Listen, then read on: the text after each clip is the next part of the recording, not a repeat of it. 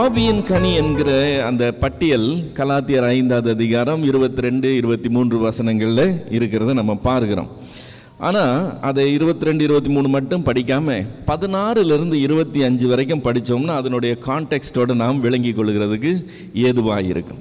கலாத்தியர் 5வது அதிகாரம் 16வது வசனத்திலிருந்து பின்னும் நான் சொல்லுகிறது என்னவென்றால், ஆவிக்கேற்றபடி நடந்து கொள்ளுங்கள், அப்பொழுது மாம்சத்தின் இச்சையை நிறைவேற்றாதிருப்பீர்கள். மாம்சம் ஆவிக்கு விரோதமாகவும் ஆவி மாம்சத்துக்கு விரோதமாகவும் இச்சிக்கிறது. நீங்கள் செய்ய வேண்டும் என்று இருக்கிறவைகளை செய்யாதபடிக்கு இவைகள் ஒன்றுக்கு ஒன்று விரோதமாய் இருக்கிறது. ஆவியினால் நடத்தப்படுவீர்களானால் நீங்கள் நியாயப்பிரமாணத்துக்கு கீழ்ப்பட்டவர்கள் அல்ல. மாம்சத்தின் கிரியைகள் வெளியரங்கமாய் இருக்கின்றன. அவையாவன விபச்சாரம், வேசித்தனம், அசுத்தம், காமவிகாரம், விக்கிரக ஆராதனை, பில்லி சூனியம், பகைகள், விரோதங்கள், வைராக்கியங்கள், கோபங்கள், சண்டைகள், பிரிவினைகள், மார்க்க பேதங்கள், பொறாமைகள், கொலைகள், வெறிகள், களியாட்டுகள் முதலானவைகளே. இப்படிப்பட்டவைகளை செய்கிறவர்கள் தேவனுடைய ராஜ்யத்தை சுதந்தரிப்பது இல்லை என்று முன்னே நான் சொன்னது போல இப்பொழுதும் உங்களுக்கு சொல்லுகிறேன். ஆவியின் கனியோ அன்பு, சந்தோஷம், சமாதானம், நீடிய பொறுமை, தயவு, நற்குணம், விசுவாசம், சாந்தம், இச்சையடக்கம். இப்படிப்பட்டவைகளுக்கு விரோதமான பிரமாணம் ஒன்றும் இல்லை. கிறிஸ்துவனுடையவர்கள் தங்கள் மாம்சத்தையும் அதன் ஆசை இச்சைகளையும் சிலுவையில் அறைந்திருக்கிறார்கள். நாம் ஆவியினாலே பிழைத்திருந்தால் ஆவிக்கேற்றபடி நடக்கவும் கடவும் என்று சொல்லி அந்த வேத பகுதி இருக்கு. இதில் நம்ம 17வது வசனத்தில் அதாவது 16, 17 பார்த்தோம்னு சொன்னால், ஆவிக்கேற்றபடி நடந்து கொள்ளுங்கள், அப்பொழுது மாம்சத்தின் இச்சையை நிறைவேற்றாதிருப்பீர்கள்னு சொல்லி ரெண்டு துருவங்களை நமக்கு காட்டுது. ஒன்று ஆவி, இன்னொன்று மாம்சம் என்று சொல்லி. இந்த ரெண்டுமே ஒன்றுக்கு ஒன்று எதிராய் போராடுகிற காரியங்கள் என்று சொல்லி அடுத்த வசனம் சொல்லுது. மாம்சம் ஆவிக்கு விரோதமாகவும் ஆவி மாம்சத்துக்கு விரோதமாகவும் இச்சிக்கிறதுன்னு சொல்லும்போது, இது செய்ய விரும்புகிறதை அது செய்ய விடாது, அது செய்ய விரும்புகிறதை இது செய்ய விடாது. ஒன்றோட ஒன்று தொடர்ந்து ஒரு ஃப்ரிக்ஷன்லேயே இருக்கிற காரியம். இப்போ இதில் சாய்ஸ் நம்மக்கிட்ட இருக்குது. நம்ம இந்த ரெண்டில் எதை சூஸ் பண்ணுறோம்னு சொல்லி, ஆவிக்கு ஏற்றபடி நடந்து கொள்ள சூஸ் பண்ணுறோமா, மாம்சத்துக்கு ஏற்றபடி நடந்து கொள்ள சூஸ் பண்ணுறோமாங்கிறது நம்ம கையில் இருக்குது. இப்போ இதில் நீங்கள் ஆவியினால் நடத்தப்படுவீர்களானால் நீங்கள் நியாயப்பிரமாணத்துக்கு கீழ்ப்பட்டவர்கள் அல்ல அப்படின்னு சொல்கிறதுக்கு அர்த்தம் என்னன்னு சொன்னால், மாம்சத்தின் கிரியைகள்னு சொல்லி ஒரு பெரிய பட்டியல் வந்துச்சுல்ல, அந்த பட்டியலில் வந்த அத்தனைக்கும் விரோதமாக நியாயப்பிரமாணம் இருக்குது. அதை செய்யக்கூடாதுன்னு சொல்லி கட்டளைகள் இருக்குது. ஆனால் ஆவியின் கனின்னு சொல்லி ஒரு பட்டியல் வந்துச்சுல, அதுக்கு விரோதமாக நியாயப்பிரமாணத்தில் கட்டளைகளே கிடையாது. ஸோ மாம்சத்தில் நம்ம நடத்தப்படுவோம்னு சொன்னால் நியாயப்பிரமாணத்துக்கு கீழ்ப்பட்டவர்களாக இருப்போம். ஏன்னா கட்டளைகள் இருக்குது, அதுக்கு அகெயின்ஸ்டாக கட்டளைகள் இருக்குது. ஆவியினாலே நடத்தப்பட்டோம்னா நாம் நியாயப்பிரமாணத்துக்கு கீழ்ப்பட்டவர்கள் அல்ல, அதாவது நமக்கு விரோதமாக கட்டளைகள் இல்லை. இப்போ மாம்சத்தின் கிரியைகள் வெளியரங்கமாக இருக்கின்றன அப்படின்னு சொல்லி 19வது வசனமும் 22வது வசனத்தில் ஆவியின் கனியோ என்று சொல்லி ரெண்டு கான்ட்ராஸ்ட் காட்டப்படுது. இந்த ரெண்டுத்தை நம்ம பார்க்கும்போது இது கிரியை, அது கனின்னு சொல்லி வரும்போது ரெண்டுமே ஆக்சுவலாக கனின்னே சொல்லலாம். கிரியை தான் கனி, கனி தான் கிரியை.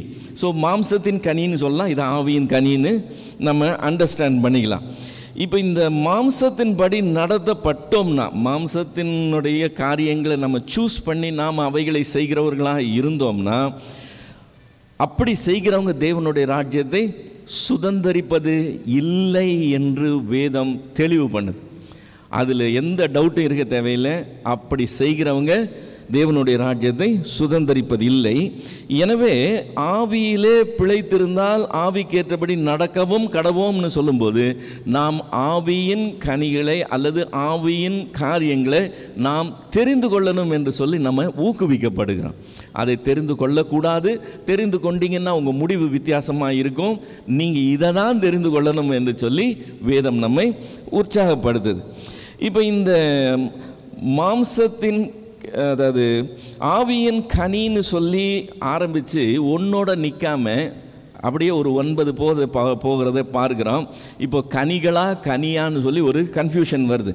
அதனால் சிலர் என்ன சொல்லிடுறாங்க, ஆவியின் கனி அன்பு தான், மீதி எல்லாம் அன்பினுடைய வெவ்வேறு பிரதிபலிப்புன்னு சொல்லிடுறாங்க.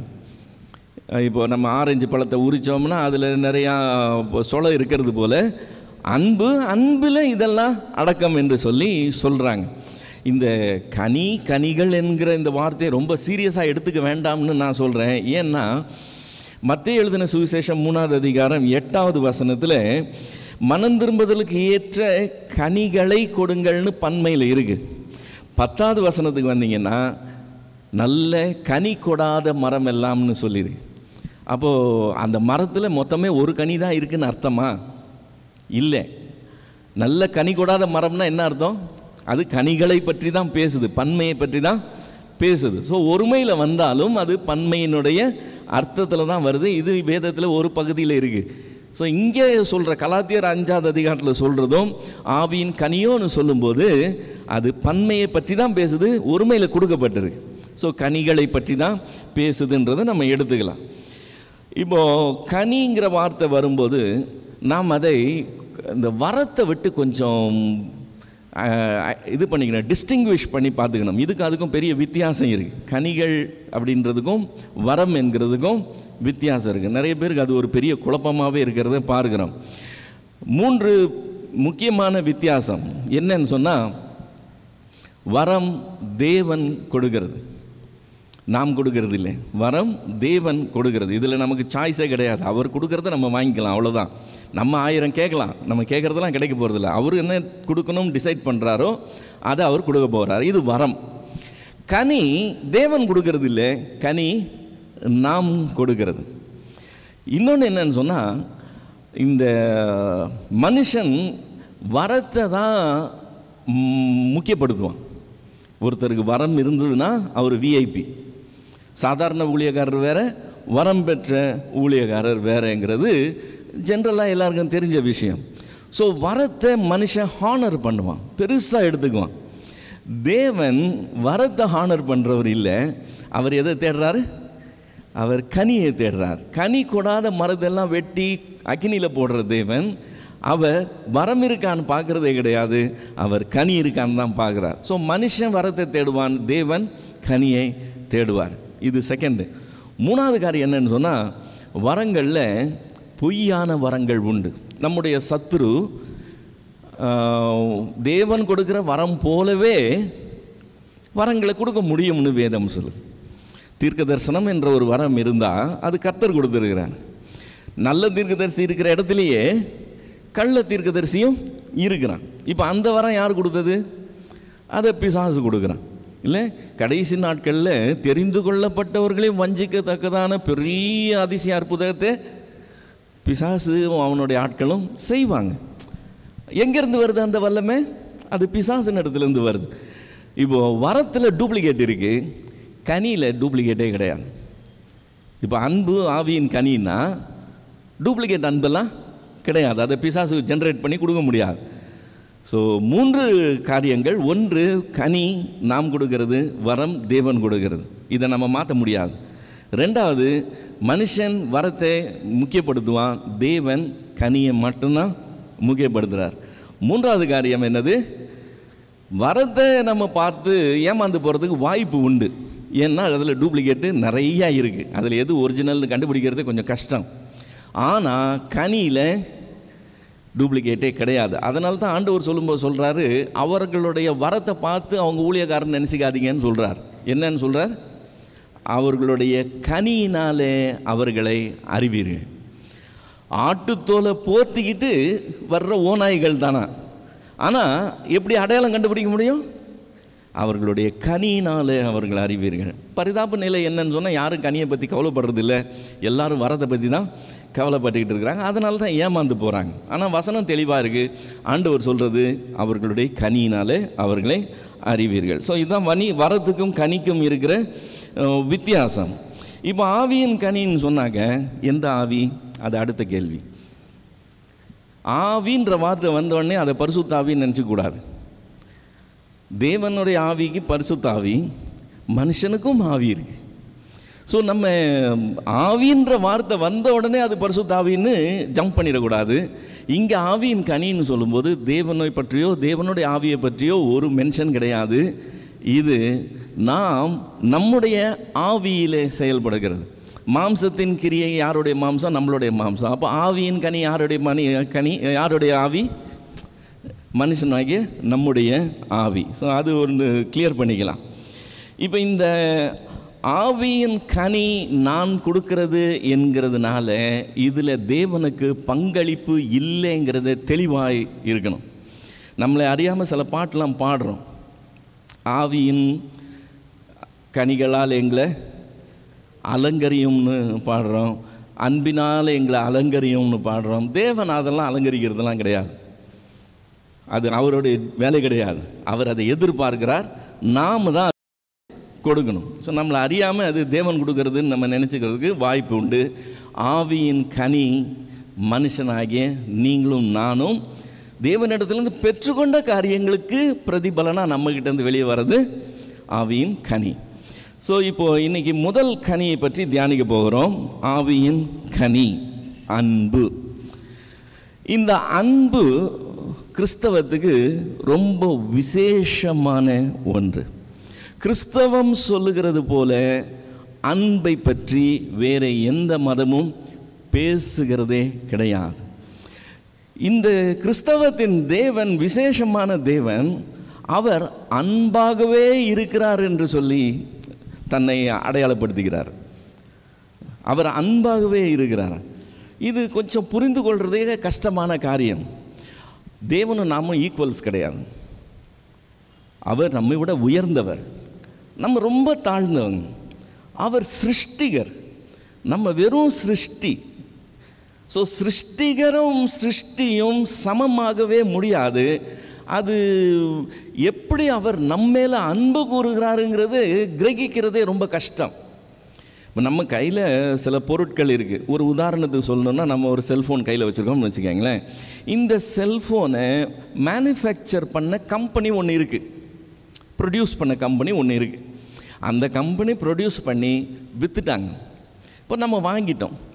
நான் வாங்கி சார்ஜ் போட வேண்டியது யார்?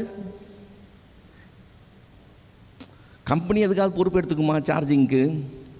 நான் தான் சார்ஜ் போடணும். அதை மெயின்டைன் பண்ண வேண்டியது யார்?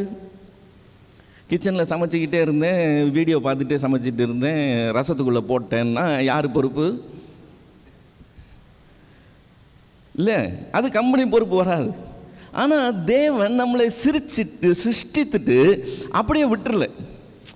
அவர் அன்றாடம் நம்மோடு கூட பின்னி பிணைஞ்சி அவர் நம்மளை மெயின்டைன் பண்ணுறதுலேருந்து, நம்மளுக்கு வழி சொல்கிறதுலேருந்து எல்லா காரியங்களையும் அவர் செய்கிறார். இது ஆச்சரியமான காரியம். இதுக்கு காரணமே என்னன்னு சொன்னால், அவர் அன்பின் அடிப்படையில் அதை செய்கிறார். சிருஷ்டிகரான தேவன் வெறும் சிருஷ்டிகளாகிய நம்மிடத்தில் இப்படி ஒரு தொடர்பு கொண்டிருக்கிறது உண்மையிலேயே கிரகிக்கவே முடியாத ஒரு பெரிய காரியம். இந்த அன்புன்னு சொல்கிற வார்த்தை இருக்குல்ல, இதுக்கு பல வார்த்தைகள் இருக்குது.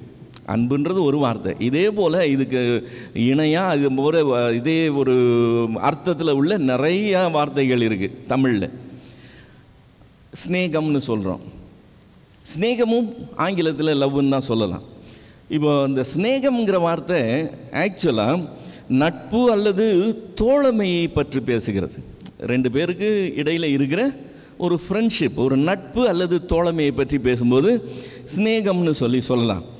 நேசம்னு சொல்லி இன்னொரு வார்த்தை இருக்குது, அதுவும் லவ்ங்கிற ஆங்கில வார்த்தை தான்.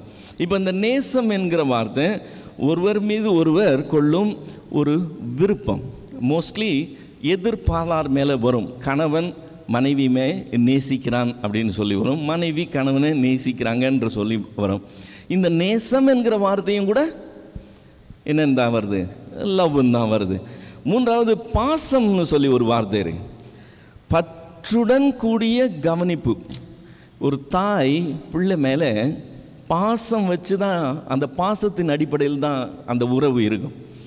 அந்த பாசத்துக்கு நம்ம என்ன தான் சொல்கிறோம், அதையும் ஒரு விதமான அன்புன்னு தான் சொல்கிறோம், அதையும் நம்ம லவ்னு தான் ஆங்கிலத்தில் சொல்கிறோம். ஸோ இந்த மாதிரி நிறைய வார்த்தைகள் இருக்குது. இன்னும் சொல்லப்போனால் ஆங்கிலத்தில் இந்த லவ்ங்கிற வார்த்தை ரொம்ப லூஸாக யூஸ் பண்ணுற ஒரு வார்த்தை. எப்படி லூஸாக யூஸ் பண்ணுற வார்த்தை?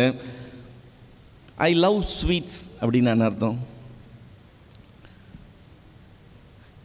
எனக்கு அந்த ஸ்வீட்ஸை பிடிக்கும், I love sweets, so I eat sweets. I love my wife but I don't eat my wife. இது வேற, அது வேற. ஸோ இந்த லவ்ன்ற வார்த்தை ரொம்ப லூஸாக யூஸ் பண்ணப்படுற வார்த்தை. இப்போது தேவன் அன்பாகவே இருக்கிறார்னு சொல்லும்போது, காட் இஸ் லவ்னு சொல்லும்போது, இந்த அன்புகளில் எந்த அன்பை பற்றி பேசுகிறோம்னு நமக்கு தெரியணும். தேவன் அன்பாகவே இருக்கிறாருன்னு சொல்கிற அந்த வார்த்தை இருக்குல்ல, அந்த வார்த்தை இதுவரைக்கும் நம்ம பேசின எந்த அன்பை பற்றியும் வராது. அந்த அன்பு உலகத்திலேயே கிடையாது. இப்போ உலகத்தில் இருக்கிறதுல உன்னதமான அன்பு, ஒரு தெய்வீகமான அன்பு எதுன்னு சொல்லி கேட்டோம்னா அது தாயினுடைய அன்புன்னு எல்லாரும் சொல்லுவாங்க. தாயினுடைய அன்புக்கு இணையாக வேற எதையுமே சொல்ல முடியாது. இப்போ இந்த தாயினுடைய அன்பு எப்படி செயல்படுதுன்னு சொல்லி நம்ம பார்த்தோம்னா, எப்படி செயல்படுது? தனக்கு சாப்பிட்றதுக்கு இல்லைன்னா கூட தன் பிள்ளைக்காக அந்த தாய் சந்தோஷமாக எடுத்து வைப்பான். அவன் சாப்பிட்டோம், அவன் ஆசைப்படுவான் அப்படின்னு சொல்லி தாய் எடுத்து வைக்கிறத நம்ம பார்க்குறோம். இப்போது அப்படி அன்பு செலுத்தி அந்த பிள்ளைய அந்த தாய் வளர்க்குறான், ஆளாக்குறான் இல்லையா? இப்போ வளர்த்து ஆளாக்குன அப்புறம், திருமணத்துக்கு அப்புறம் அந்த பிள்ளை மனைவி பேச்சை கேட்டுக்கிட்டு அம்மாவை மதிக்காமல் போயிருச்சுன்னு வச்சுக்கோங்களேன். அந்த தாய் ஒரு வார்த்தை சொல்லுவாள், என்னன்னு, இதுக்காகவா வளர்த்தேன்னு சொல்லிடுவாங்க இல்லையா? இப்போ இந்த தாய் தியாகம் பண்ணுது. தியாகம் பண்ணி தான் அந்த பிள்ளைய அவ்வளவு அன்பு செலுத்தி தான் வளர்த்தாங்க. ஆனால் அந்த உன்னதமான அன்பா, நாம் தெய்வீக அன்பாய் கருதுகிற அந்த அன்பில் ஒரு உள்நோக்கம் இருக்கிறத நம்ம பார்க்க முடியும். அது தியாகமான அன்பு. ஆனால் அந்த அன்பில் என்ன இருக்குது? எனக்கு வயசாகும்போது இந்த பிள்ளை என்ன பார்த்து கொள்ளும் என்கிற ஒரு எதிர்பார்ப்பு இருக்கு. அந்த எதிர்பார்ப்பு நிறைவேறலைன்னா அங்கே ஏமாற்றம் வருது. அது உள்ளத்தின் ஆதங்கமாக வெளியே வருது. இவனை பெற்று இவனை வளர்த்து இவ்வளவு தூரம் இவனுக்கு செஞ்சது என்ன பிரயோஜனம்னு சொல்கிற அந்த வார்த்தை அங்கே வந்துடு. தேவன் அன்பாகவே இருக்கிறார்னு சொல்லும்போது அது இந்த தாயின் அன்பை விட மேலானது. உலகத்தில் அப்படி ஒரு அன்பே நம்ம பார்க்க முடியாது. அப்படி என்ன உன்னதமான அன்புன்னு சொன்னால் அது அகாப்பே என்கிற கிரேக்க பதத்திலேருந்து வருகிற அன்பு. அந்த அகாப்பே என்கிற அன்பு எப்படிப்பட்ட அன்புன்னு சொன்னால் அது ஒரு தெய்வீக அன்பு, அது தியாகமான அன்பு, ப்ளஸ் அது உள்நோக்கமே இல்லாத அன்பு, எந்த விதமான பிரதிபலனும் எதிர்பாராத அன்பு. அப்படி ஒரு அன்பு உலகத்திலேயே கிடையாது. அதனால்தான் வேதம் சொல்லுது, தேவன் அன்பாகவே இருக்கிறார். ஃபைன். அன்புனா நமக்கு எப்படி தெரியுமா? சில வசனங்களை வாசிக்கலாம்.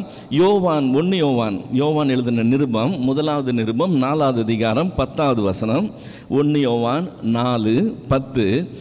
நாம் தேவனிடத்தில் அன்பு கூர்ந்ததினால் அல்ல, அவர் நம்மிடத்தில் அன்பு கூர்ந்து நம்முடைய பாவங்களை நிமிர்த்தி செய்கிற கிருபாதார பலியாக தம்முடைய குமாரனை அனுப்பினதினாலே அன்பு உண்டாயிருக்கிறது. அப்படி அனுப்புகிறதுக்கு முன்னாடி அந்த அன்பு உலகத்திலேயே கிடையாது. இவ்வளவாய் உலகத்தில் அன்பு கூர்ந்தார்னு சொல்லி யோவான் 3:16 பார்க்குறோம்னு சொன்னால் அந்த அன்பு அவர் செய்த அந்த கிரியையினால தான் உண்டாயிருக்கிறது. அதே 1 யோவான் 3வது அதிகாரம் 16வது வசனம். 1 யோவான் 3:16. அவர் தம்முடைய ஜீவனை நமக்காக கொடுத்ததினால் அன்பு இன்னது என்று அறிந்திருக்கிறோம். அன்புக்கு டெஃபினிஷனே அப்போ தான் கிடைக்குதா? எப்போ கிடைக்குதா? அவர் தம்முடைய ஜீவனை நமக்காக கொடுத்ததுனால தான் அன்புனா என்னன்னே தெரியுதா. இன்னொரு வார்த்தை ரோமர் 5வது அதிகாரம் 8வது வசனம். ரோமர் 5:8. நாம் பாவிகளாய் இருக்கையில் கிறிஸ்து நமக்காக மரித்ததினாலே தேவன் நம்மேல் வைத்த தமது அன்பை விளங்க பண்ணினார்.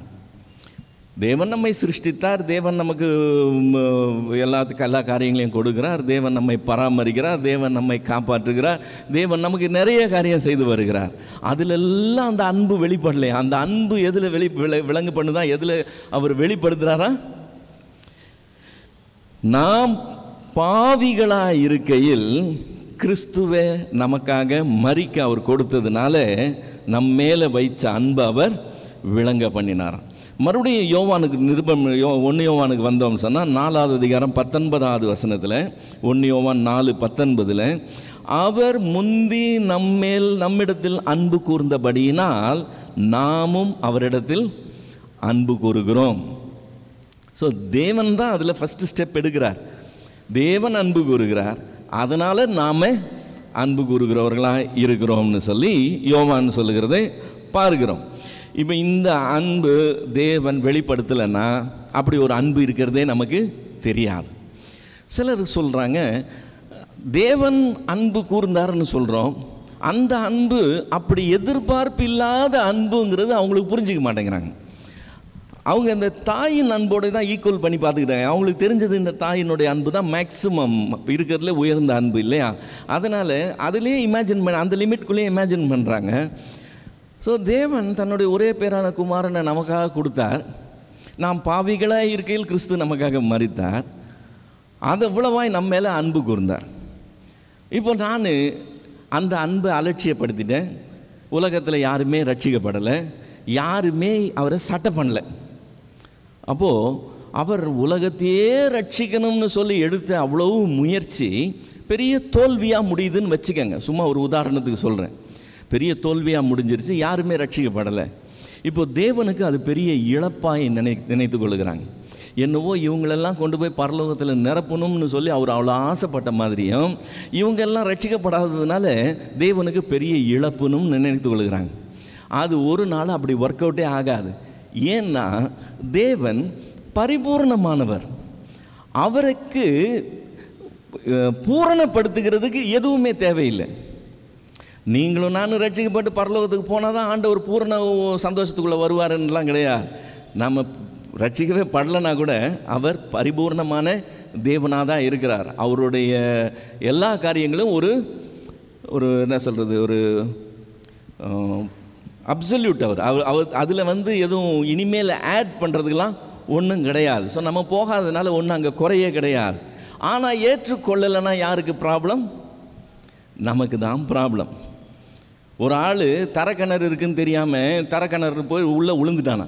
அந்த ஊருக்கு புதுசு, அந்த பக்கம் வரும்போது தரக்கிணறு இருக்கிறது தெரியல, உள்ளே போய் விழுந்துட்டான். நல்ல வேளை தண்ணி கம்மியாக இருக்குது, கொஞ்சம் சேரும் சகதியமாக இருக்குது, உயிரோடு தான் இருக்கிறான். ஆனால் தண்ணிக்குள்ளே அந்த சகதியில் நிற்கிறான். இது ஊருக்கு வெளியில் இருக்கிறதுனால என்ன கூப்பாடு போட்டாலும் யாரும் வரல.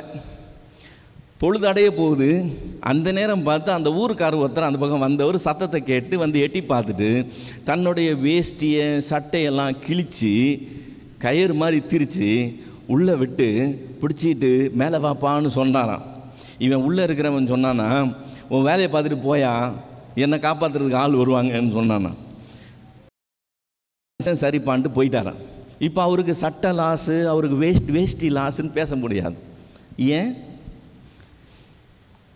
உனக்கு காப்பாற்றுறதுக்கு வந்த ஆளை நீ வேணான்னு சொல்லிட்ட, உனக்கு தான் அது பெரிய லாஸ். ஸோ கர்த்தர் இவ்வளவாய் அன்பு கூர்ந்தார், அவர் தன்னுடைய அன்பை விளங்க பண்ணுகிறார். அதுக்கு நம்ம ரெஸ்பாண்ட் பண்ணாமல் போயிட்டோம்னா தேவனுக்கு லாஸ்ன்னு பேசிகிட்டு இருக்கக்கூடாது. தேவனுக்கு ஒன்றும் லாஸ் இல்லை, அவர் அன்பு கூர்ந்ததுனால இந்த காரியம் செஞ்சார். நம்ம அதை யூஸ் பண்ணிக்கலன்னு சொன்னால் நமக்கு லாஸ். ஸோ இந்த தேவனுடைய அன்பு தெய்வீகமான அன்பு, அது எந்த விதமான பிரதிபலனும் எதிர்பாராத தியாகமான அன்பு, தாயின் அன்பை விட மேலான அன்பு. ஸோ இந்த தேவனுடைய அன்பு இப்படி இருக்கும்போது ஆண்டவர் நமக்கு ஒரு கட்டளை கொடுக்குறார். அந்த கட்டளை என்னன்னு சொல்கிறார்? யோவான் 15வது அதிகாரம் 12வது வசனம். யோவான் எழுதின சுவிசேஷம் 15வது அதிகாரம் 12வது வசனம். நான் உங்களில் அன்பாய் இருக்கிறது போல நீங்களும் ஒருவரில் ஒருவர் அன்பாய் இருக்க வேண்டும் என்பதே என்னுடைய கற்பனையாக இருக்கிறது என்று சொல்லி ஒரு கட்டளை கொடுக்குறார். நீங்கள் ஒருவரில் ஒருவர் அன்பாய் இருங்கன்றது ஏற்கனவே சொல்லப்பட்ட ஒரு காரியம், அது எல்லாருக்கும் தெரியும். அதாவது உன்னிடத்தில் என் அன்பு கூறுவது போல பிறனிடத்தில் அன்பு கூறணுங்கிறது ஏற்கனவே நியாயப்பிரமாணத்தில் இருக்கிற காரியம். அதே அவங்க இப்போ நார்மலாகவே அவங்களுக்கு எல்லாருக்கும் அது தெரியும். ஆனால் இவர் புதுசாக ஒன்று சொல்கிறார். நான் உங்களிடத்தில் அன்பு கூர்ந்தது போல நீங்கள் ஒருவரில் ஒருவர் அன்பு கூறணும் என்று சொல்லுகிறார். கிறிஸ்தவத்தில் இந்த அன்புக்கு பிரதானமான இடம்னு சொன்னேன்ல, எவ்வளவு பிரதானமான இடம்னு சொன்னால், பிரதான கற்பனை எதுன்னு கேட்குறாங்க ஆண்டவர்கிட்ட. 2 கற்பனை பிரதான கற்பனைன்னு சொல்கிறார். முதல் கற்பனை என்னது?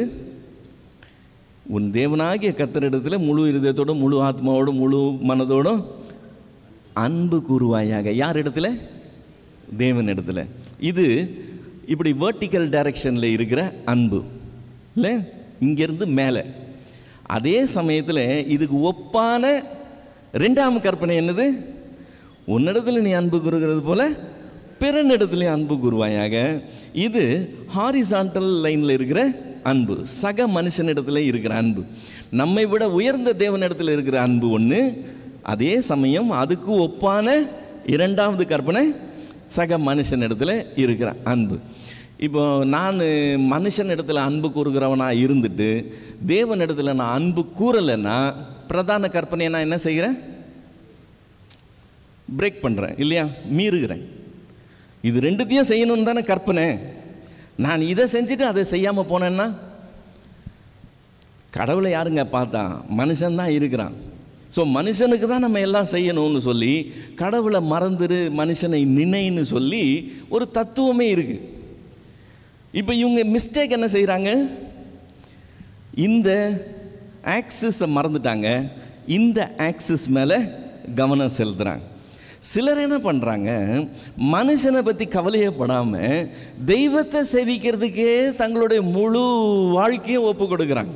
அதுக்காக அவங்க துறவரம் மேற்கொள்கிறாங்க. அவங்க இதுக்கு போயிடுறாங்க, இமாலய மலைக்கு போயிடுறாங்க, இங்கே போகிறாங்க, அங்கே போகிறாங்க. மனுஷனுக்கு ஒன்றும் செய்ய மாட்டாங்க. செய்கிறதெல்லாம் யாருக்கு தான் செய்யணும்னு பார்ப்பாங்க? தெய்வத்துக்கு தான் செய்யணும்னு பார்ப்பாங்க. இப்போ இவங்க செய்கிற மிஸ்டேக் என்ன? இந்த ஆக்சிஸை மறந்துட்டாங்க, இந்த ஆக்சிஸ் மேலே மட்டும் கவனம் செலுத்துகிறாங்க. ஒரு சித்திரம் வரையணும்னு சொன்னால் எக்ஸ் ஆக்சிஸ்லேயும் போகணும், ஒய் ஆக்சிஸ்லேயும் வரணும். அப்போ தான் சித்திரம் வரைய முடியும். நீங்கள் ஒரே ஆக்சிஸில் மட்டும் செயல்பட்டீங்கன்னா சித்திரம் வரைய முடியாது. இது 2மே அவசியம், காம்ப்ரமைஸே கிடையாது. தேவனாகிய கர்த்தரிடத்திலே அன்பு கூறணும், மனுஷனிடத்துலையும் அன்பு கூறணும். இது வேதம் நமக்கு போதிக்கிற முக்கியமான காரியம். இப்போ இதில் முதல் காரியம் தேவனாகிய கர்த்தரிடத்தில் அன்பு கூறணும்னு சொல்லி வரும்போது நம்ம தேவனிடத்தில் அன்பு கூறுகிறோமா இல்லையாங்கிறது நம்ம சில சமயத்தில் கேட்டு தெரிஞ்சிக்க வேண்டிய விஷயமா இருக்கும். இப்போ தேவன் நம்மிடத்தில் கட்டளைகள் கொடுக்குறார். தேவன் சில சமயத்தில் நம்மளை சிட்சிக்கிறார். தேவன் சில சமயத்தில் நம்மை தண்டிக்கிறார். இந்த கட்டளை கொடுத்தாலும் சரி, அவர் சிட்சித்தாலும் சரி, அவர் தண்டித்தாலும் சரி, ஏன் செய்கிறாரா?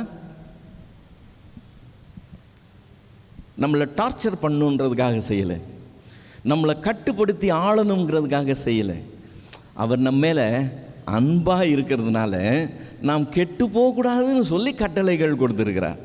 நாம் அந்த கட்டளைகளை மீறும்போது, இல்லை நீ இப்படி நடக்கக்கூடாது, இப்படி தான் நடக்கணும்னு சிக்ஷிக்கிறார். அதையும் மீறும்போது அவர் அந்த அன்பின் நிமித்தம் தண்டிக்கவும் செய்கிறார். இப்போ தகப்பனாக இருக்கிற நான் என்னுடைய மகனுக்கும் அதே தான் செய்வேன். அவனுக்கு சில வரமுறைகளை வச்சுருப்பேன். நீ இதை செய்யக்கூடாது, இதை செய்யக்கூடாது, இதை செய்யக்கூடாதுன்னு சொல்லி சில வரமுறைகளை வச்சுருப்பேன். அவன் அதை மீறும்போது அவனை சிக்ஷிப்பேன். அவன் மறுபடியும் மீறினான்னு சொன்னால் அவனை தண்டிப்பேன். ஏன் செய்கிறேன்? நான் பெரியவன் நீ சின்னவங்கிறதுக்காக இல்லை, அவனுடைய நலனுக்காக நான் அதை செய்கிறேன். தேவனும் அதே மாதிரி தான் செய்கிறதெல்லாம் அன்பின் நிமித்தம் செய்கிறார். இப்போ நாம் சில காரியம் செய்கிறோம். என்ன செய்கிறோம்? ஜெபம் பண்ணுறோம், பைபிள் வாசிக்கிறோம், நம்ம காணிக்கை கொடுக்குறோம், ஊழியம் செய்கிறோம், தேவனுக்காக நிறைய காரியங்களை நாம் செய்யணும்னு சொல்லி நினைக்கிறோம். இவைகளை எல்லாம் செய்கிறோம் நமக்கு தெரியும். இதில் ஒரே ஒரு கேள்வி கேட்கணும். செய்கிறோம் சரிதான், ஏன் செய்கிறோம்? காலையில் 5 மணிக்கெல்லாம் எந்திரிச்சு ஆண்டவர் பாதத்தில் நிற்கிறோம். நல்ல காரியம் இல்லை? ஆண்டவரை காலையிலேயே மகிமைப்படுத்தி அவர் சமூகத்தில் போய் நிற்கிறது நல்ல காரியம். கொஸ்டின் என்னது? ஏன் செய்கிறோம்? இப்போ இந்த ஏன் செய்கிறோம்னு கேட்டிங்கன்னா மோட்டிவ் வெளியே வந்துடும், நோக்கம் வெளியே வரும். அதுதான் ரொம்ப முக்கியம்.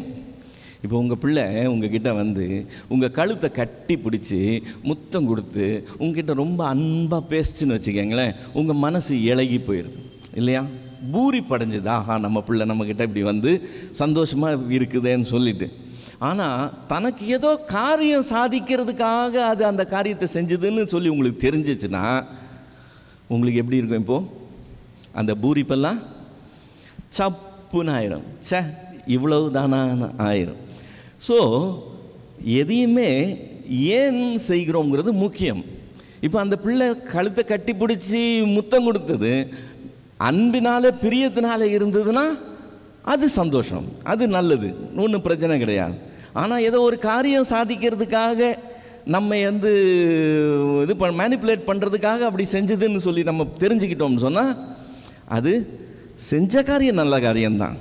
ஆனால் நோக்கம் தவறாக இருந்ததுனால அந்த செஞ்ச காரியம் நல்ல காரியம் கூட தீமையான காரியமாக பார்க்கப்படும். இப்போ காலையிலேயே 5 மணிக்கு எழுந்திரிச்சு நான் ஜோம் பண்ணுறேன். ஏன் ஜோம் பண்ணுறேன்னா, எனக்கு இந்தந்த தேவைகள் இருக்குது, எனக்கு இந்தந்த இடத்துல கர்த்தருடைய கிருபை தேவை, எனக்கு இது தேவை, நான் எனக்குன்னு சொல்லி ஆண்டவருக்காகிட்ட நான் போயிருந்தேன்னா, இப்போ ஏன் செஞ்சேன்? எனக்கு தேவை, அதனால் நான் செஞ்சேன். அதிகாலையில் தேடுறவன் தான் அவரை கண்டடைவான். காலையிலே போய் நின்னா தான் நமக்கு கிடைக்கும், அதனால தான் நான் காலையிலே போய் நின்னேன்னு சொல்லி நின்றுக்கிட்டு இருந்தேன்னா இப்போது நான் செய்கிறது ஒரு தவறான காரியம் இல்லையா? இப்போ நான் காணிக்கை கொடுக்குறேன், காணிக்கை கூட ஏன் கொடுக்குறேன்னு இருக்கு. கொடுங்கள் அப்பொழுது, ஆமாம் அதனால தான் பிரதர் கொடுக்குறோம், நாங்கள் கொடுத்தா ஆண்டவர் கொடுப்பார், அதனால் கொடுக்குறோம். இப்போ திருப்பதி உண்டியலில் ஏன் போடுறான்? ஏன் போடுறான்?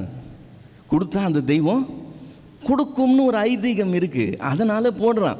ஆக்சுவலாக அந்த தெய்வம் கொடுக்குது, அதனால் திரும்ப கொண்டு போய் போட்டு வரான். அவனுக்கு நான் பைத்தியமாக பிடிச்சிருக்கு சம்பாதிச்சு கொண்டு போய் போட்டு வர்றதுக்கு இல்லை. அந்த ஐதீகத்தின்படி அந்த தெய்வம் கொடுக்குது, அதனால் அங்கே கொண்டு போய் கொட்டிக்கிட்டு இருக்கிறேன்.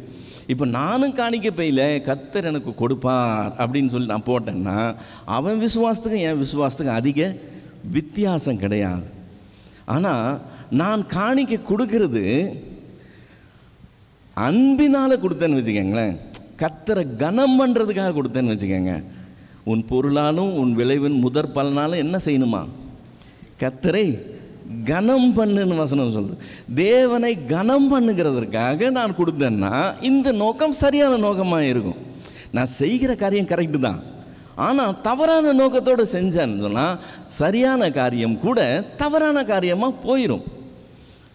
நான் ஊழியம் செய்யலாம், நல்ல காரியம்தான். நான் ஊழியம் செய்கிறது மற்றவங்க எல்லாரும் பார்த்து அப்ரிஷியேட் பண்ணலாம், வரவேற்கலாம், பரவாயில்ல இப்படி விழுந்து விழுந்து ஊழியம் செய்கிறாரு, தியாகம் பண்ணி ஊழியம் செய்கிறாருன்னு ரொம்ப பாராட்டலாம். ஆனால் ஏன் செய்கிறேன்னு இருக்குல்ல, நான் ஊழியத்தை சரியான நோக்கத்தோடு செஞ்சேன்னு சொன்னால் அது வேறு காரியம்.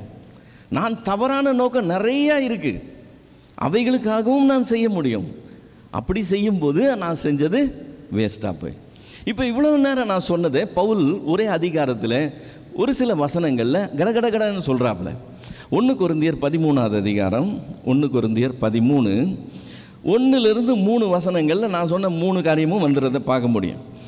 1 கொரிந்தியர் 13 1லிருந்து, நான் மனுஷர் பாஷைகளை பேசினாலும் தூதர் பாஷைகளை பேசினாலும் அன்பு எனக்கு இராவிட்டால் சத்தம் இடுகிற வெண்கலம் போலவும் ஓசை இடுகிற கைத்தாளம் போலவும் இருப்பேன். நான் மனுஷர் பாஷை பேசினால் தூதர் பாஷையிலையும் பேசினால்னா நான் ஜெபம் பண்ணுறது காரியங்கள் இல்லை, என்னுடைய ஜெப வாழ்க்கை. அது நான் அன்பு இல்லாமல் செஞ்சேன்னு வச்சுக்கோங்க, நான் ஜெப வீரன்ற மாதிரி இருக்கலாம், ஆனால் அதை அன்பு இல்லாமல் செஞ்சேன்னு சொன்னால் வெறுமனே இந்த எம்டி பாட்டுன்னு சொல்லுவாங்கள்ல, டக்கடான்னு சத்தம் போட்டுக்கிட்டு இருக்க பாருங்க, அதுதான், வேறு ஒன்றும் இல்லையா, அது வேஸ்ட்டு. 2வது வசனம், நான் தீர்க்க தரிசன வரத்தை உடையவனாக இருந்து சகல ரகசியங்களையும் சகல அறிவுகளையும் அறிந்தாலும் மலைகளை பெயர்க்கத்தக்கதான சகல விசுவாசம் உள்ளவனாக இருந்தாலும் அன்பு எனக்கு இராவிட்டால் நான் ஒன்றுமில்லை. இப்போ நான் தீர்க்க தரிசன வரவுடையவனாக இருந்து பெரிய காரியங்கள் நான் செய்கிறேன்னா நான் என்ன செஞ்சுக்கிட்டு இருக்கிறேன்? ஆக்சுவலாக ஊழியம் செஞ்சு கொண்டு இருக்கிறேன். இப்போ இந்த ஊழியம் செய்கிறத நான் அன்பு இல்லாமல் செஞ்சேன்னா நான் செய்கிறது எனக்கு ஒன்றுமே பிரயோஜனம் கிடையாது, நான் ஜீரோ. 3வது வசனம், எனக்கு உண்டான யாவற்றையும் நான் அன்னதானம் பண்ணினாலும் என் சரீரத்தை சுட்டறிவதற்கு கொடுத்தாலும், இது கொடுக்கிறது, என்கிட்ட இருக்கிறதெல்லாம் கொடுத்துட்டேன், என்னையே கூட கொடுத்துட்டேன், ஆனால் அதை செய்கிறத நான் அன்பில்லாமல் செஞ்சேன்னு சொன்னால், அன்பு எனக்கு இராவிட்டால் எனக்கு பிரயோஜனம் ஒன்றும் இல்லை. Total zero. நம்ம மனுஷர் முன்னாடி அப்ரிசியேஷன் வாங்கிக்கலாம், மனுஷர் முன்னாடி அங்கீகாரம் பெற்றுக்கொள்ளலாம், ஆனால் தேவன் முன்னால் என்ன செய்கிறோங்கிறது காரியமே கிடையாது, ஏன் செய்கிறோம் தான் காரியம். இப்போ தேவன் நம்ம மேலே அன்பு கூர்ந்து காரியங்களை செய்திருக்கிறார். நான் அவரிடத்தில் டீல் பண்ணும்போது எப்படி டீல் பண்ணோம்? அன்பினால் தான் டீல் பண்ணும் இல்லை? ஏன் அவர் அன்பு கூர்ந்தான்னு சொன்னேன், நான் என்ன பண்ணும்? ப்ராப்ளம் என்ன தெரியுங்களா? அன்பை பொறுத்த வரைக்கும் அன்புக்கு கைமாறா நீங்கள் வேறு எதுவுமே கொடுக்க முடியாது. அன்புக்கு நீங்கள் விலை பேசவே முடியாது. ஒரு பில்டிங் எரியுது, உள்ளே ஒரு குழந்தை மாட்டிக்கிச்சு, மொத்த ஊரே நின்று வெளியிலேருந்து தான் பக்கெட்டில் தண்ணி ஊற்றிக்கிட்டு இருப்பாங்க. ஆனால் எரியிற பில்டிங்குள்ளே உயிரை பணயம் வச்சு பாஞ்சு போகிறதுக்கு ஒரு ஆள் தான் ரெடியாக இருக்கும். அது யார்? அந்த குழந்தையுடைய தாய். அப்படி பாஞ்சு போய் தன்னை தீக்காயத்துக்கு உட்படுத்தி முகம்லாம் விகாரமாகிற அளவுக்கு ஆகி பிள்ளைய காப்பாற்றிட்டு வந்துட்டா. காப்பாற்றிட்டு வந்து பிள்ளைய படித்து ஆளாக்கி பிள்ளை பெரிய ஆளாகிட்டு, இவங்க அம்மா அசிங்கமாக இருக்கிறது அவனுக்கு அவ்வளோவா பிரியம் இல்லைங்கிறதுனால அம்மாவுக்கு ஒரு செட்டில்மெண்ட் எழுதணும், எவ்வளவுக்கு செக்கு போட்டோன்னு அவன் கேட்டான்னா, அம்மா காமிச்ச அன்பை அவன் என்ன செய்கிறான்? கொச்சைப்படுத்துகிறான். நான் தேவன் எனக்கு அன்பு செலுத்தினார் பார்த்தீங்களா, நான் அது நிமித்தம் ஒரு இடத்துல அன்பு தான் செலுத்த முடியும் ஒழிய அதுக்கு கைமாறா நான் ஊழியம் செய்கிறேன், நான் காசு கொடுக்குறேன், நான் இதை செய்கிறேன் அதை செய்கிறேன்னு நாம் அந்த அன்பை கொச்சப்படுத்த முடியாது. அதனால தான் வேதம் சொல்லுது, அன்பில்லாதவன் தேவனை அறியான். அவர் அன்பாகவே இருக்கிற தேவன், அவர் அன்பை நமக்கு விளங்க பண்ணியிருக்கிறார். நாம் ரெஸ்பாண்ட் பண்ணுறது அன்பின் நிமித்தம் தான் இருக்கணும். நான் எதை செய்தாலுமே என் தேவன் மேலே இருக்கிற அன்பின் நிமித்தம் செய்கிறவனா இருக்கணும். அப்போ தான் அது கரெக்டாக இருக்கும். இப்போ தேவனிடத்தில் அன்பு கூறுகிறது மட்டும் இல்லையா, இது இந்த ஆங்கிள் மட்டும், இன்னொரு ஆங்கிளும் இருக்குது. அது சக மனுஷனிடத்தில் அன்பு கூறுகிறது. இந்த சக மனுஷனிடத்தில் அன்பு கூறுகிறத பற்றி 2 விதமான அப்ரோச் இருக்குது. ஒன்று என்னன்னு சொன்னால், ஆண்டவர் சொல்கிறார், நம்ம வாசித்த வசனம் யோவான் 15வது அதிகாரம் 12வது வசனத்தில், நான் உங்களிடத்தில் அன்பாக இருக்கிறது போல் நீங்களும் ஒருவரில் ஒருவர் அன்பாக இருக்க வேண்டும் என்பதே என்னுடைய கற்பனையாய் இருக்கிறது அப்படின்னு சொல்லி. கிறிஸ்து நம்மிடத்தில் அன்பு கூர்ந்ததுனால என்ன செய்தார்? நம்மால் தொலைக்க முடியாத பாவங்களை அவர் நிவர்த்தி பண்ணுற கிருபாதார பலியாக இருந்து நம்முடைய பாவங்கள்லேருந்து நமக்கு விடுதலை கொடுக்குறார். இப்போ இதை அன்பின் நிமித்தம் அவர் செய்கிறார். கடமை நிமித்தம் செய்யலை, கட்டாயத்தின் நிமித்தம் செய்யலை, அன்பின் நிமித்தம் அவர் செய்கிறார். இப்போ நான் உங்களிடத்தில் அன்பாக இருந்து அதை செஞ்சேன்னு சொன்னால், நீங்களும் அப்படி தான் மற்றவங்ககிட்ட அன்பு கூறணும்னு சொல்கிறாருன்னா, இப்போ நான் என்ன செய்யணும் மற்றவங்ககிட்ட? 1 யோவான் எழுதின நிருபம், முதல் நிருபம் 4வது அதிகாரம் 11-12 வசனங்கள். 11-12. பிரியமானவர்களே, தேவன் இவ்விதமாய் நம்மிடத்தில் அன்பு கூர்ந்திருக்க, நாமும் ஒருவரிடத்தில் ஒருவர் அன்பு கூற கடனாளிகளாய் இருக்கிறோம். தேவனை ஒருவனும் ஒருபோதும் கண்டதில்லை. நாம் ஒருவரிடத்தில் ஒருவர் அன்பு கூர்ந்தால் தேவன் நமக்குள் நிலைத்திருக்கிறார், அவருடைய அன்பு நமக்குள் பூரணப்படும். இந்த 2 ஆக்சிஸ் சொன்னேன் பார்த்தீங்களா? தேவனிடத்தில் அன்பு கூறுகிறது, மனுஷனிடத்தில் அன்பு கூறுகிறது. இப்போ தேவனிடத்தில் ஏன் அன்பு கூறணும்? அன்பு கூறலைன்னு சொன்னால் அந்த அன்பை நான் கொச்சப்படுத்துகிறேன், இதெல்லாம் நம்ம பார்த்துட்டோம். இப்போ நான் மனுஷனிடத்தில் அன்பு கூறணும்னு சொல்லி வரும்போது, இந்த தேவனை நான் பார்த்ததே கிடையாது, நான் அந்த தேவனிடத்தில் அன்பு கூறுகிறேன்னு நான் சொன்னேன்னா நீங்கள் அதை நம்பிக்கணும், அவ்வளோதான். நான் தேவனிடத்தில் அன்பு கூறுறேன்னு உங்களுக்கு எப்படி தெரியும்? நீங்கள் அதை செக் பண்ணவே முடியாது, கண்டுபிடிக்க முடியாது. நீங்கள் தேவனிடத்தில் அன்பு கூறுறேன்னு சொன்னால் நீங்கள் சொல்கிறது அதே நான் ஏற்றுக்கணும், அவ்வளவுதான். நம்மளால் கன்ஃபார்ம் பண்ண முடியாது. தேவனை யாரும் காணலை. ஸோ உங்களுக்கு அங்கே என்ன இது இருக்குது, நீங்கள் எவ்வளோ தூரத்துக்கு அங்கே அன்பு கூறுறீங்க, என்ன பெனிஃபிட் இருக்குதுன்னு நமக்கு செக் பண்ண முடியாது. ஆனால் இந்த ரிலேஷன்ஷிப் இருக்குது பாருங்கள், இந்த சக மனுஷனோட இருக்கிற தொடர்பு, இது கண் பார்வைக்கு உள்ளது. அதனால தான் வேதம் சொல்லுது 20-21 வசனங்களில், தேவனிடத்தில் அன்பு கூறுகிறேன் என்று ஒருவன் சொல்லியும் தன் சகோதரனை பகைத்தால் அவன் பொய்யன். தான் கண்ட சகோதரனிடத்தில் அன்பு கூறாது இருக்கிறவன் தான் காணாத தேவனிடத்தில் எப்படி அன்பு கூறுவான்? தேவனிடத்தில் அன்பு கூறுகிறவன் தன் சகோதரரிடத்திலும் அன்பு கூற வேண்டும் என்கிற இந்த கற்பனையை அவராலே பெற்றிருக்கிறோம். இதுக்கு கன்ஃபர்மேஷனே, நான் தேவனிடத்தில் அன்பு கூறுகிற கன்ஃபர்மேஷன் என்னவா, நான் என்னிடத்தில் அன்பு கூறு போல பிறனிடத்திலும் அன்பு கூறுகிறவனாக இருந்தால் தான் இந்த ஆக்சிஸே இருக்குதுன்றதுக்கு கன்ஃபர்மேஷனா. இல்லைண்ணா, நான் இந்த அன்பு இல்லைன்னா, இந்த அன்பு நான் சொல்கிறது மாய்மாலம், பொய், அவன் பொய்யனாக இருக்கிறான்னே வசனம் சொல்லுது. இப்போ தேவன் என்னிடத்தில் அன்பு கூர்ந்து என் பாவங்களை எனக்கு மன்னித்தார்னு சொன்னால், நான் என் சக மனுஷன் இடத்துல அன்பு கூறணும்னா நானும் அவனை மன்னிக்கணும் தான் வேதம் சொல்லுது. பகை என்ன செய்யுமா? விரோதங்களை எழுப்போம். அன்பு என்ன செய்யுமா? சகல பாவங்களையும் மூடி போடுமா. அன்பு செய்கிற காரியம் அதுதான். இப்போ நான் மற்றவனிடத்தில் அன்பு கூறுகிறேன்னு சொன்னால், நானும் தேவன் எனக்கு மன்னித்தது போல அவங்களுக்கு மன்னிக்கணுமா. இதுக்கு கர்த்தர் ஒரு ஓமையை யூஸ் பண்ணுறார். நம்ம மத்தேயு 18ஆவது அதிகாரத்துக்கு வந்தோம்னா 23 35 வரைக்கும் அந்த ஓமை இருக்குது. மத்தேயு 18 23 35 வரைக்கும் அதில் ஆண்டவர் சொல்கிற ஓமை என்னது, ஒரு ராஜா கணக்கு பார்க்க ஆரம்பிக்கிறான். அதில் ஃபஸ்ட்டு வர்ற கேண்டிடேட்டே யார்? உலகம் மகா கடன்காரன். எவ்வளோ கடன் பட்டிருக்கிறார் அவர்? 10,000 தாலந்து கடன் பட்டிருக்கிறாராம். ஒரு தாலந்துனா 37.5 கிலோ. 37.5 கிலோ 10,000னா 37,500 கிலோ. என்னது இது? குடுக்கல் வாங்கலாக இருக்கிறதுனால ஒன்று வெள்ளியாக இருக்கணும் அல்லது பொன்னாக இருக்கணும். இது வெள்ளின்னு சொல்லப்படாததுனால நம்ம பொண்ணுன்னு எடுத்துக்கிட்டோம்னு வச்சுக்கோங்களேன். ஒரு கிராம் 10,000 ரூபாய்னா 37,500 கிலோ தங்கம் இவன் கடன் பெற்றிருக்கிறான்னா எவ்வளோ பெரிய கடங்காரன்னு பார்த்துக்கங்க. அவன்கிட்ட செட்டில் பண்ணுறான்னு கேட்குறான் ராஜா. அவன் என்னால் முடியாதுங்க, என் மேலே தயவு வைங்கன்னு கேட்கல. அவன் கேட்டதெல்லாம் என்னது? ஐயா கொஞ்சம் கால அவகாசம் கொடுங்க, கடைசி பைசா வரைக்கும் நான் கொடுத்துட்றேன்னு சொல்கிறான்.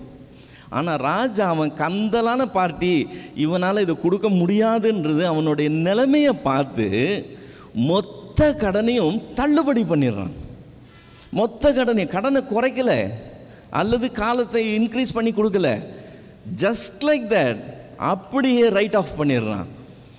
அந்த கடன் மன்னிக்கப்பட்டு அவன் வீட்டுக்கு போகும்போது இவனுக்கு கடன்பட்ட ஒருவனை பார்க்கிறான். அவன் இவன்கிட்ட 100 வெள்ளி பணம், எண்ணிக்கையில் 100 கிராம் இல்லை, 100 கிலோ இல்லை, எண்ணிக்கையில் 100 வெள்ளி பணம் கொடுக்கணுமா. அது குடுறான்னு கேட்குறான். அவனும் என்ன கேட்குறான்? கொஞ்சம் கால அவகாசம் கொடுங்க, எல்லாத்தையும் கொடுத்து முடிச்சிடுறேன்னு சொல்கிறான்.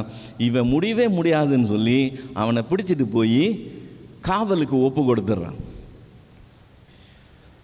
சட்டப்படி என்ன அந்த நடவடிக்கை எடுக்கணுமோ அந்த நடவடிக்கை எடுத்துகிட்டு அவன் வீட்டுக்கு போயிடுறான். இந்த செய்தி ராஜாவுக்கு போய் சேருது.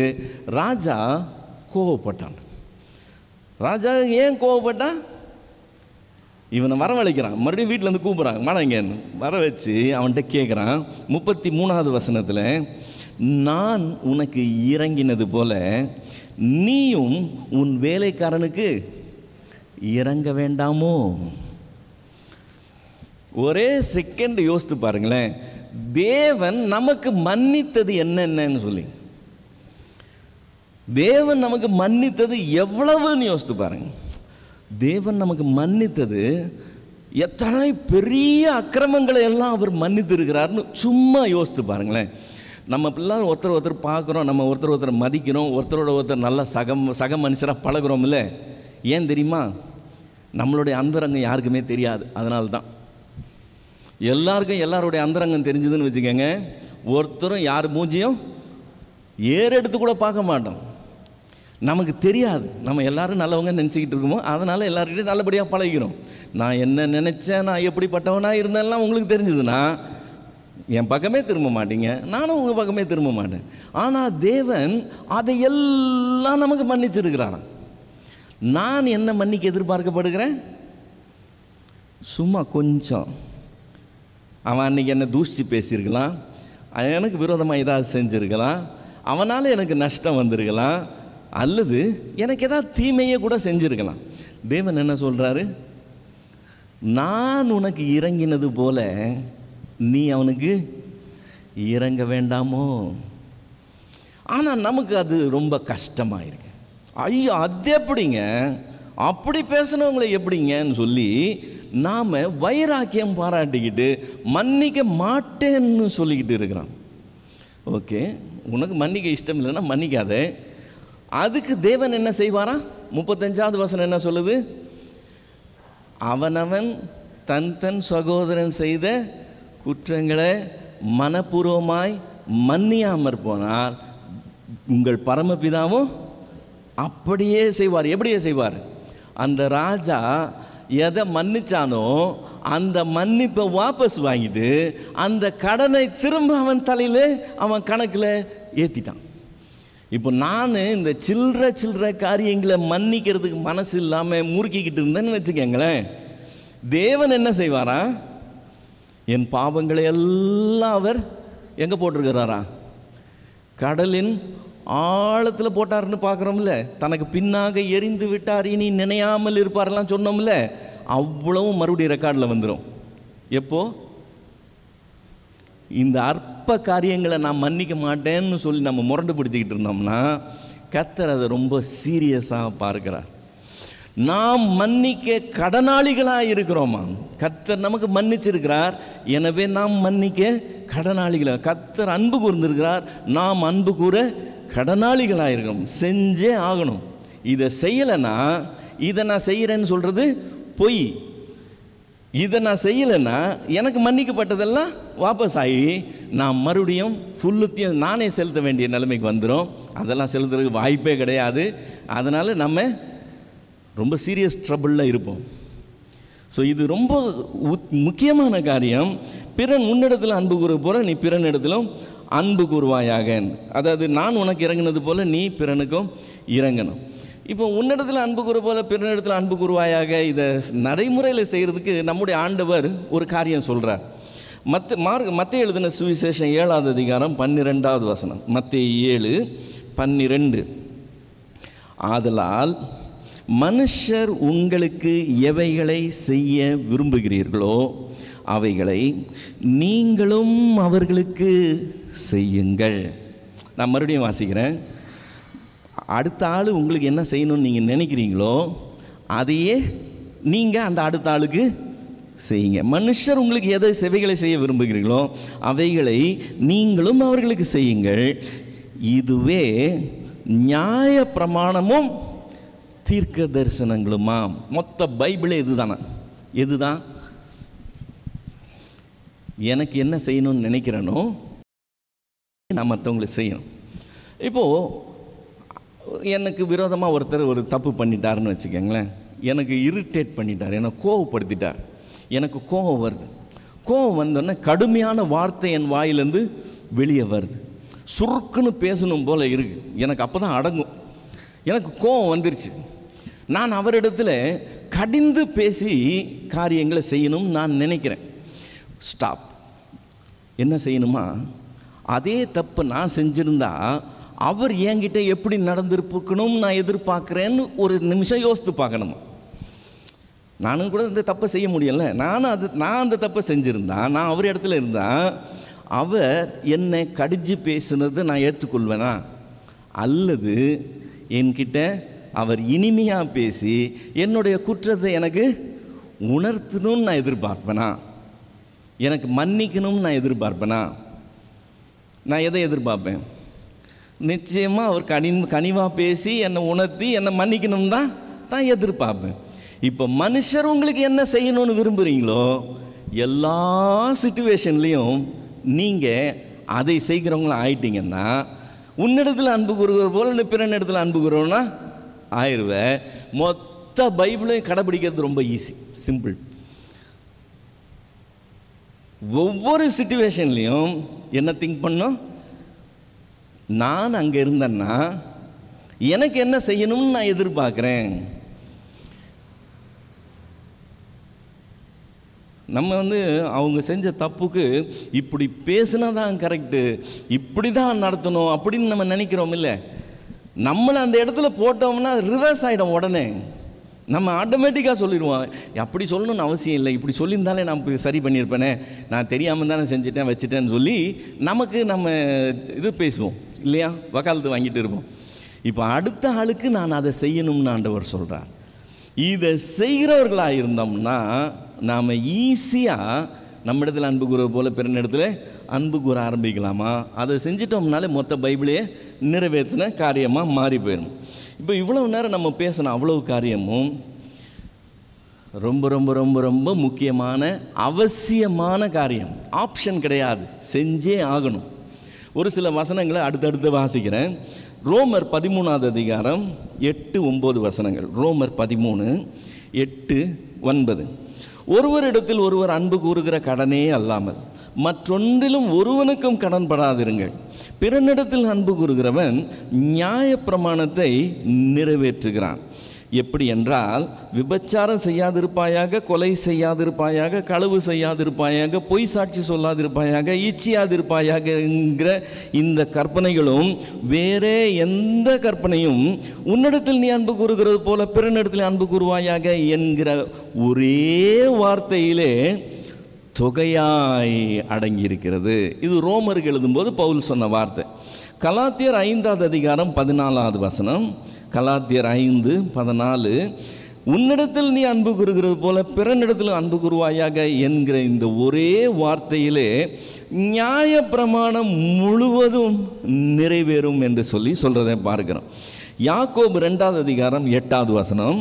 யாக்கோபு 2:8, உன்னிடத்தில் நீ அன்பு கூறுகிறது போல பிறனிடத்தில் அன்பு கூறுவாயாக என்று வேத வாக்கியம் சொல்லுகிற ராஜரீக பிரமாணத்தை நீங்கள் நிறைவேற்றினால் நன்மை செய்வீர்கள். 1 பேதுரு 1வது அதிகாரம் 22வது வசனம். 1 பேதுரு 1:22, ஆகையால் நீங்கள் மாயமற்ற சகோதர சிநேகம் உள்ளவர்களாகும்படி ஆவியினாலே சத்தியத்திற்கு கீழ்ப்படிந்து உங்கள் ஆத்துமாக்களை சுத்தமாக்கி கொண்டவர்களாக இருக்கிறபடியினால் சுத்த இருதயத்தோடு ஒருவரில் ஒருவர் ஊக்கமாய் அன்பு கூறுங்கள். பேதுருவும் சொல்லுகிறான், யாக்கோபும் சொல்லுகிறான், யோவானும் சொல்லுகிறான், பவுலும் சொல்லுகிறான். இத்தனை வசனங்கள் சொல்லுது, உன்னிடத்தில் அன்பு கூறுவது போல் நீ பிறனிடத்தில் அன்பு கூறுகிறது அத்தியாவசியம். இதை செய்யலைன்னா நான் தேவனிடத்தில் அன்பு கூறுகிறேன்னு சொல்கிறது பொய்யா மாறி போயிடும், அது ஏற்புடையதாக இருக்காது. 2வது காரியம், இதை செய்யலைன்னா மொத்த வேதத்தையும் மீறின மாதிரி ஆயிரும். இதை செஞ்சோம்னா மொத்த வேதத்தையும் கடைபிடிச்சதா ஆயிரும். இப்போ ஆவியின் கனியும் அன்புன்னு சொல்லும்போது, தேவன் ஆவியின் கனியை எதிர்பார்க்கிற தேவனாக இருக்கிறார்னு சொல்லும்போது, தேவன் அன்பாகவே இருக்கிறார்னு சொல்லும்போது, அன்பில்லாதவன் தேவனை அறியான்னு சொல்லும்போது, தேவன் அன்பு கூர்ந்திருக்கும் போது நாமும் அன்பின் அடிப்படையில் தான் எல்லாத்தையும் செய்யணும்னு வரும்போது, இது டோட்டலாக அத்தியாவசியமாக, இது இல்லைன்னா வேறு எதுவுமே இல்லைங்கிற அளவுக்கு முக்கியமான காரியமாய் மாறிப்போகுது. இப்போ இந்த ஆவியின் கனியாகிய அன்பு நம்மிலே காணப்படணுமா வேண்டாமா? 100% இது இருந்தே ஆகணும். நாம் தேவனிடத்தில் எதை செய்தாலும் அன்பின் அடிப்படையில் தான் செய்யணும்.